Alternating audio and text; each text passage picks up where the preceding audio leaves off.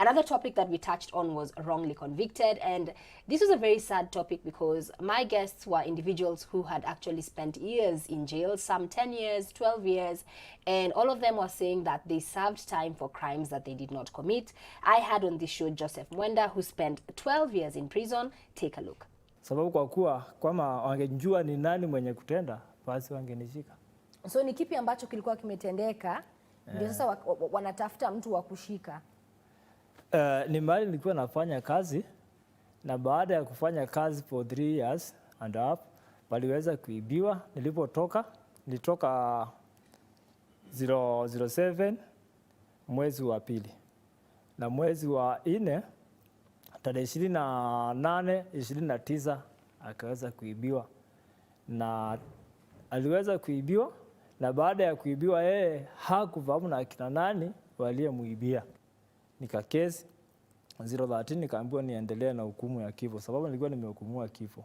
So sasa zile kesi ilienda mbele ya judge ama magistrate, ukapatikana sasa guilty verdict na ukahukumiwa death sentence. Kwanza nikakaa from 09 mpaka 012 mwezi wa 3. Na nani alikuwa anakusaidia kufuatilia kesi? Naweza kusema ni Mungu. Sababu kuandika wapili niliandika mimi, ikakaa miaka kadha wa kadha. Kutoka 09 ikakuja kuniita 012. So wewe mwenyewe haukuwa na wakili wako wa kibinafsi? Hapana, sikuwa na wakili. Na familia yako? Sikuwa na fedha ya kulipa. Ama familia yangu haikuwa ile nguvu ya kuweka ile wakili kwa ajili ya kunitetea. So in the context of being wrongly convicted, so obviously from a psychological point of view, because speaking to a lot of these men, there was a lot of pain, there was a lot of grieving for the life that they could have had. So how does an individual like this try to get back into society and just basically pick up the pieces of his life? Acceptance is one very important thing that we encourage most of the people who've gone through situations that they had no control or power over. Accepting that you were in the wrong place and you were convicted wrongly and you had nothing to do with that. You find a lot of peace and a lot of healing by just that simple acceptance. Then being able to pick up from where you can be able to start. First of all, I'd like to even commend those who went through that and they still have the zeal and the drive to go on with life. You know, looking back at what they could have probably achieved, there is probably some, I tend to think that in life there is energy somehow protecting you from something that could have come or happened wrongly to you. So probably there's a reason, there's a purpose that we cannot be able to understand in this instance. But them being able to pick up the pieces from where they are at and make their life better. You know, don't try and justify to people that, yes, I was convicted wrongly. Don't justify to people. But it also helps to talk about your story because it gives you a lot of healing from the inside. Talk about your story, your experiences, because you could be helping somebody else and you're also walking through that journey together. And you know, the thing about being wrongly convicted, you might assume that this is something that happens to those within the society who perhaps are poor and may not necessarily be educated enough to understand the law or to defend himself. So it was very important to speak to Mzee Daniel Mushiri, who shared his story. He spent over 10 years in jail for a crime that he did not commit. And for him, how he ended up behind bars was very personal. Take a look. I told them, I don't know about the robbery. I've never touched those harm they are talking about. And the little cash I have for my families and even for other subsistence usage. I imagine that it was just simple, but when after 2 days, no, after 1 day, I was taken to police headquarters in Mombasa. I found some senior officers, and I found another man who happened to be my neighbor. Now, your neighbor where you lived at home? Where I had a house and where I lived. And the senior officer told that man, this is the man. Eventually, my cousin talked to the officer in charge. That is Muratewa police station. And that officer in charge knew the man who victimized me. And she called us in our office.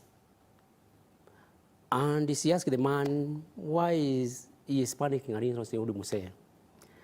And that neighbor of mine, she proudly said, I'm lucky that I was arrested. Otherwise, he would have killed me in 2 weeks.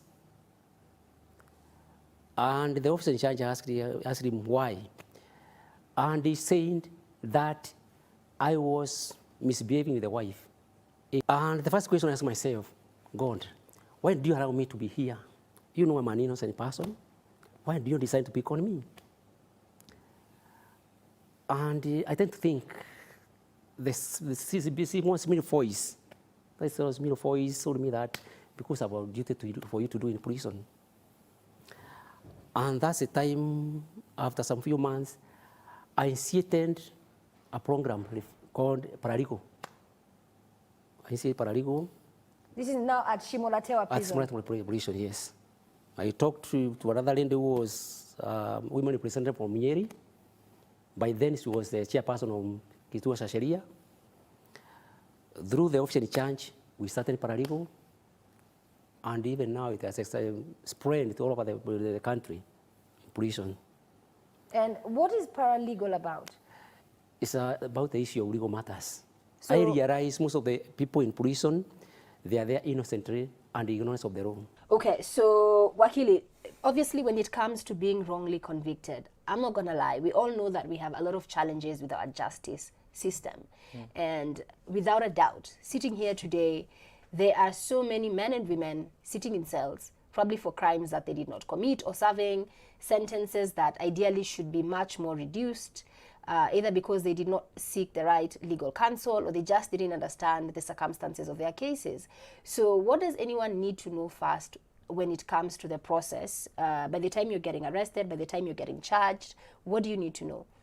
Well, you need to know that, for example, we have a constitution which provides the rights of an arrested person. You need to know that you have a right to actually be heard. And before the arrest is done, that you have a right actually for the details of the reason for the arrest to be actually outlined to you. And you're actually told, this is why you're arresting you, this is a crime that you have committed, and therefore we are going to arrest you. So you need to understand those basic rights before the arrest itself takes place. Then you need to know that you have a right to representation. Even if you cannot afford a lawyer, then you can actually request that a lawyer, a pro bono lawyer, be granted to you. And so before you actually even convicted and taken to court, you need to understand those rights. So tell me a bit about the pro bono lawyer. The pro bono lawyer is provided by the DPP. We have a list of lawyers who have actually expressed their interest to offer pro bono services. And therefore, in case a criminal in this situation requests for a lawyer, then this request is actually granted, and one of us from the Law Society of Kenya is actually sent over to represent this person. And are there cases where perhaps an individual might end up being tried without a lawyer because there aren't enough lawyers, or he can't afford a lawyer? Yes, there are situations where there are a lot of cases whereby people have been tried without representation, either because of our ignorance or lack of it, or not even having the information that we have a right to be represented. And so there are such situations that have happened to us out there in the public domain, that you have actually gone through a trial without knowing your rights to be represented, without knowing that you can actually make a request for a pro bono lawyer to be placed in your case. I think that's a very important tidbit of information, because at the very least, try as much as possible to get somebody who is on your side, who understands all the legal jargon and who understands how the system works. And maybe just on a lighter note, because we all saw our Nairobi governor getting arrested. So in the context of that being a governor, and that is how he was being arrested, what does that mean for you and me? Like, really? Well, it means that any of us is actually, no one is above the law. Any of us is subject to the law, and therefore if you commit a crime, if you do a wrong in this country, then the law will come after you, regardless of your position, regardless of who you are. The law is able to come. Okay. Yeah. So right now After we'll be you. taking a very quick break. Remember that you can always get on me via the hashtag Real Talk with Samima or via the SMS line. Let me know which of the shows that we've talked about so far was very impactful to you and perhaps your family. Get on that hashtag Real Talk. We'll be right back.